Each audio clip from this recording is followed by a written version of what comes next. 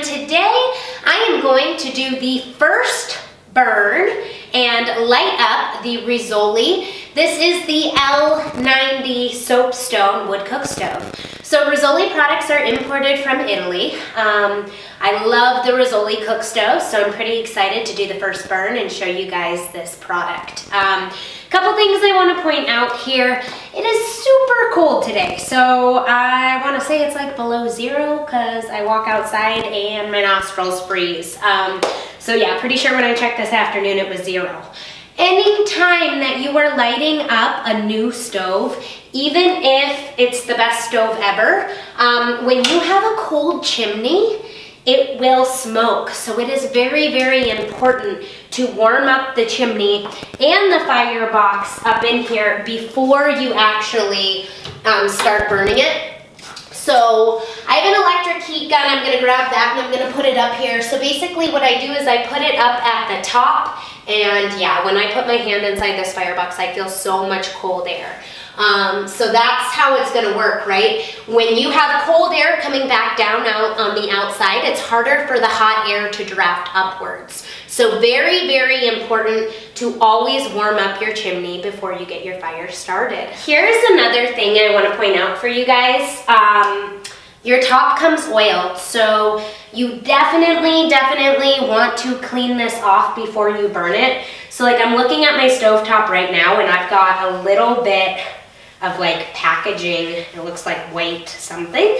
Do not burn that onto your stove, because once you get marks on here and you burn it, it is literally like 10 times harder to get it off. So Rizzoli sends you with one of these nice Brillo pads.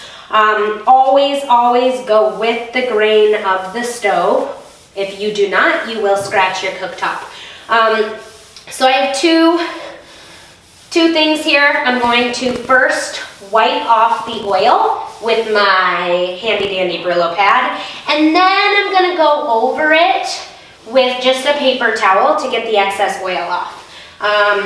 So let me just see if you guys can see how dirty this is. So definitely do not bake that onto your stove. Always clean your cooktop before you get it fired up. So as I mentioned, we need to warm up this chimney and create a draft. I have an electric heat gun going that I'm putting inside the firebox. I am closing the door because that's going to keep the warmth in there to help it get nice and warm in here before I fire it up so I don't smoke myself out. Now you can also use your handy dandy blowtorch. Love this. So you can do this around the chimney pipe itself to help get it warm and create that draft. One thing to watch out for: do not put your flame too close to your chimney pipe. You will burn right through your black paint, or if you have a stainless colored adapter like this one, you will discolor it, okay? So you can definitely do this to get it nice and warm before you start your fire. This is especially helpful for people with allergies or asthma or any sensitivity to wood stove smoke. So this is how you keep your stove from smoking on an extremely cold day. We're gonna go ahead and load our kindling into the firebox. By the way, I would say I kept that heat gun in my firebox for about 10 minutes until the firebox was actually warm. And then you want your chimney pipe to feel a little bit warm as well so you can create that draft. So again, always good, nice, dry kindling. I never use any paper, just kindling and a blowtorch. So when you start your first burn in any new wood appliance, you do want to start with a smaller fire. So I'm going to build just a small kindling fire in here to start out.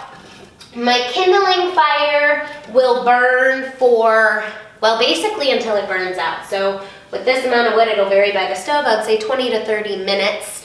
And then after that point, I'll come back, I'll reload it. I'm gonna do a medium burn and then my good last hot burn.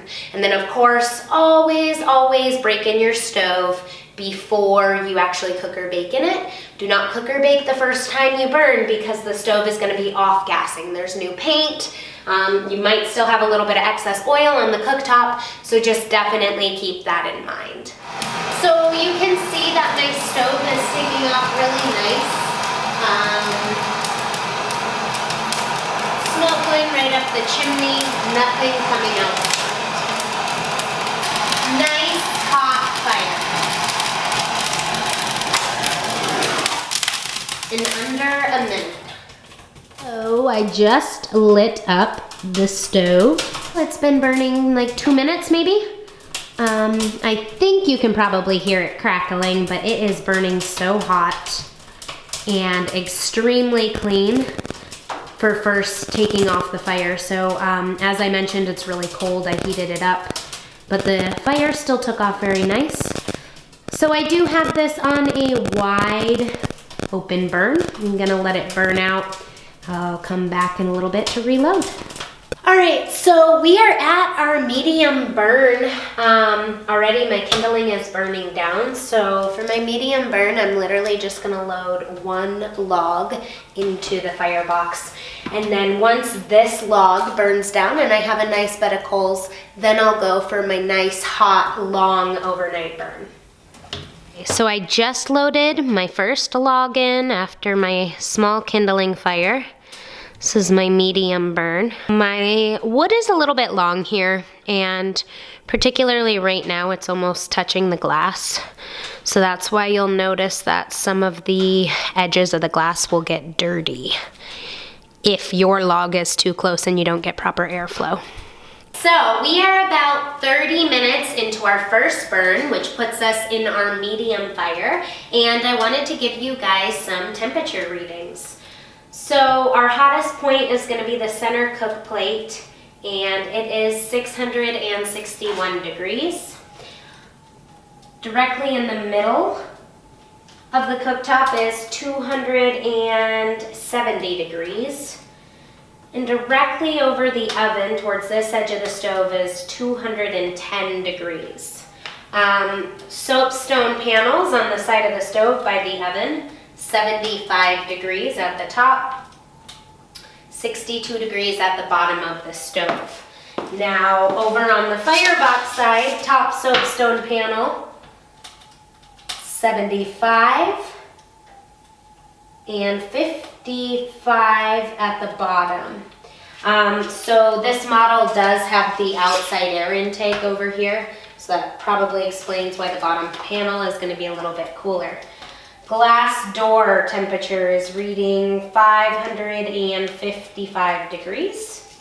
And my oven is actually not activated. So this is an Italian stove, so it's in Celsius. With my oven damper control not even being activated, because again, I'm doing my first burn, it's saying 200 degrees Celsius. So I'll give you some internal measurements. The back of the oven is at 180. The right-hand side of the oven, nearest the firebox, is at 400 degrees. The left-hand side of the firebox is at 410 degrees, and the bottom of the oven is at 415 degrees.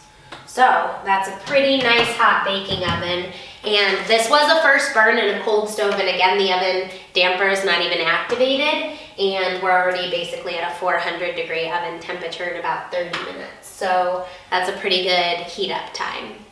So here is something I want to point out to you guys. This is literally my medium fire right now, and you can already see this cooktop starting to discolor.